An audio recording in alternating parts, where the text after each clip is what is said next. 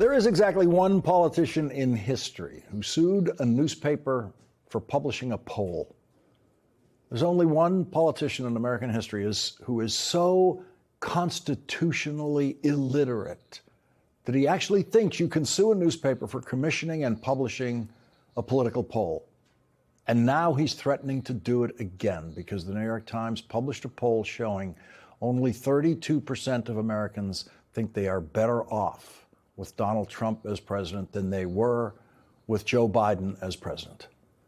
49% say they are worse off and 19% say it's about the same. The New York Times poll published today that has provoked Donald Trump's newest absurd and empty threat to sue over a poll shows that 56% disapprove of the way Donald Trump is handling his job as president.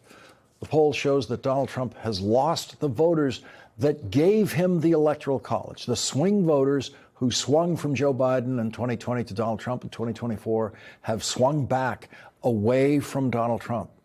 Donald Trump has lost them on the most important issues in the poll. And so you are not alone tonight in America if you disapprove of the way Donald Trump is managing the federal government. You are part of the 56% majority who thinks that. You're not alone tonight if you disapprove of the way Donald Trump is handling Venezuela. You are joined by 53% of the country. You are not alone tonight if you disapprove of the way Donald Trump is handling the Israeli-Palestinian conflict. You are part of the 54% who feel that way. You're not alone tonight if you disapprove of the way Donald Trump is handling immigration and the economy and relationships with other countries. A powerful 58% majority disapproves tonight of how Donald Trump is handling those three issues: immigration, the economy, and relationships with other countries. That is the same amount of disapproval Donald Trump faces now in how he's handling the war between Russia and Ukraine. 58% disapproval. And on the final two numbers, on the final two issues, the numbers get much worse. On the issue that was widely considered the most important issue in the last presidential campaign, Donald Trump now has a 64% disapproval rating because 64% disapprove of the way Donald Trump is handling the cost of living. That's what the last campaign was supposed to be all about, the cost of living. And the swing voters reportedly swung to Donald Trump because of the cost of living, and now they all disapprove of what Donald Trump has done to them, what he has done to their cost of living. And there's only one number in the poll that is even worse for Donald Trump. It's the worst number in the poll. It's the kind of sky-high number that is seldom seen in issue polls like this.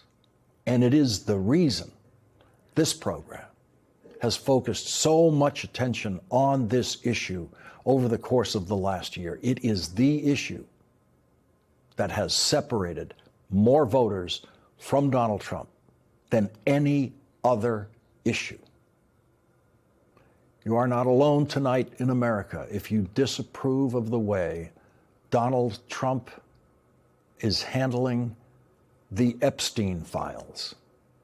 66% disapprove of the way Donald Trump is handling the Epstein files. 74% of independents disapprove of the way Donald Trump is handling the Epstein files. And a full 25% of Republicans now disapprove of the way Donald Trump is handling the Epstein files. And that is as high a disapproval among Republicans as it gets for Donald Trump. There are Trump voters who support Donald Trump on every issue, no matter what. A 77-year-old man in Dedham, Massachusetts, told the New York Times in his response to the polling questions, quote, "I mean, Donald Trump could look at me in the face and tell me to go screw myself, and I'd say thank you." Separating Trump voters from Donald Trump is the most difficult political exercise anyone has ever tried to do. But a dead man is doing it. From the grave, Donald Trump's old friend, Jeffrey Epstein, is separating more voters from Donald Trump than any issue ever has. Donald Trump's relentless campaign to keep the Epstein files hidden has ended up revealing the real Donald Trump in a way that his voters can now easily understand. Tonight, Donald Trump is in his 33rd day of violating the law that requires the release of the Epstein files, full release, all the files.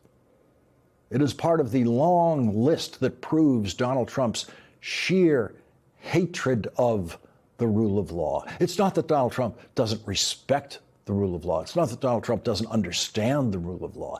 It's that he hates the rule of law. The law must never apply to him.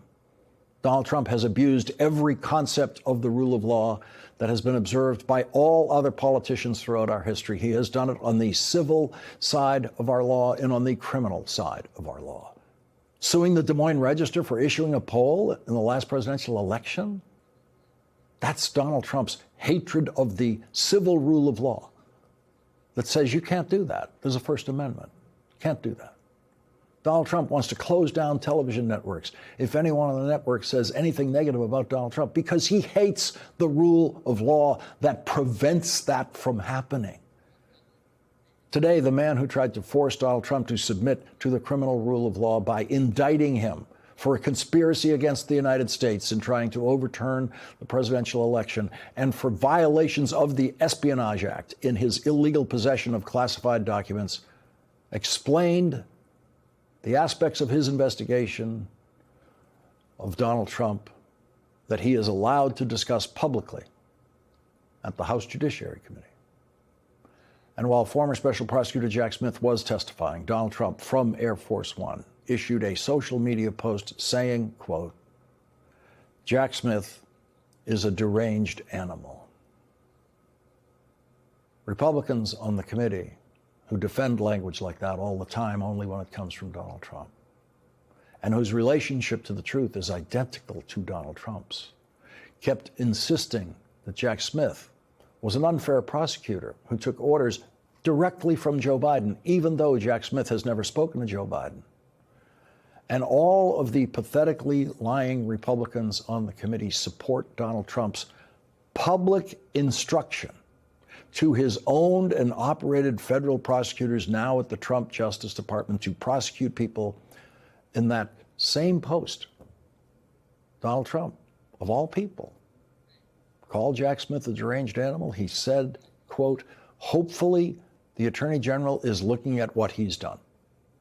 Joe Biden, Barack Obama, George W. Bush, Bill Clinton, and every president you can name between Richard Nixon and Donald Trump never did that, never thought about doing that. They never told the Attorney General who they should be investigating and prosecuting. Donald Trump violates that principle all the time, and he does it publicly. 3 hours later, Donald Trump said, quote, "There is no question that deranged Jack Smith should be prosecuted for his actions."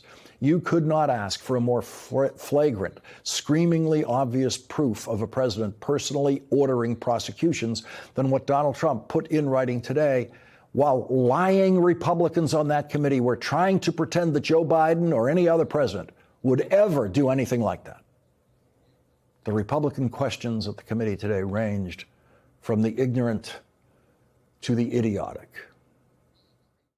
I want to start by saying that starting out, I was not real familiar with this issue. In fact, when the chairman of the committee told me we had Jack Smith coming in, my first response privately was, "Who's Jack Smith?" And so my one question for you, Jack Smith, is are you familiar with the Vietnamese city of Bến Tre? Other Republicans asked repeated, pointless questions about how Jack Smith was appointed special prosecutor, but not one of them discussed the actual evidence that Jack Smith called proof beyond a reasonable doubt that Donald Trump committed the crimes of conspiracy against the United States and violations of the Espionage Act. The first sentence Jack Smith spoke to the committee today in his opening remarks was, quote, "I love my country." He said in his testimony that he has no party loyalties. And then Jack Smith said this. President Trump was charged because the evidence established that he willfully broke the law. the very laws he took an oath to uphold. Grand juries in 2 separate districts reached this conclusion based on his actions, as alleged in the indictments they returned. Rather than accept his defeat in the 2020 election, President Trump engaged in a criminal scheme to overturn the results and prevent the lawful transfer of power. After leaving office in January of 21, President Trump illegally kept classified documents at his Mar-a-Lago social club and repeatedly tried to obstruct justice to conceal his continued retention of those documents. Highly sensitive national security information was held in a ballroom and a bathroom. Our investigation developed proof beyond a reasonable doubt that President Trump engaged in criminal activity. This is what Jack Smith said about the principle he has dedicated his life to, the rule of law. After nearly 30 years of public service, including in international settings, I have seen how the rule of law can erode. My fear is that we have seen the rule of law function in our country for so long that many of us have come to take it for granted. The rule of law is not self-executing. It depends on our collective commitment to apply it. The collective commitment to apply the rule of law was not present in the House Judiciary Committee hearing room today. The Republican side of that committee, along with almost all of the Republican House of Representatives and almost all of the Republican Senate, have abandoned the rule of law to embrace the rule of Donald Trump. And for that, history will reward them with nothing but disgrace.